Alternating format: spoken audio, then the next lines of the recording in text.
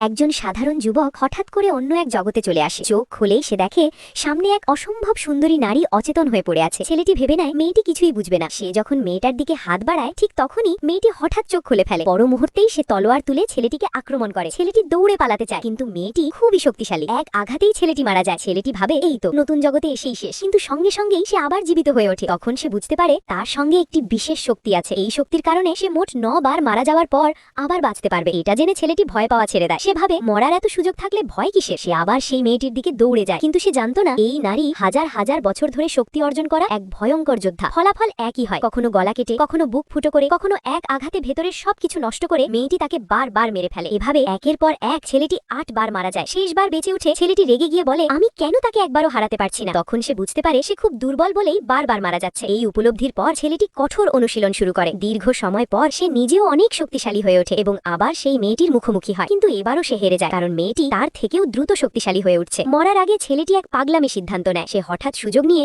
মেয়েটিকে জোর করে চুমু খায়। সে ভাবে মরতেই যখন হবে অন্তত ওর মনটা অশান্ত করে যায়। ফলাফল ভয়ঙ্কর হয়। ছেলেটি ধূলিসাৎ হয়ে যায় আর মেয়েটিরও বহু বছরের শক্তিও নষ্ট হয়ে যায়। রাগে মেয়েটি বলে, এই লোক আমার সবকিছু নষ্ট করে দিয়েছে, আমাকে আবার অনেক বছর সাধনা করে শক্তি অর্জন করতে হবে। এরপর দুজনেই অদৃশ্য হয়ে যায়।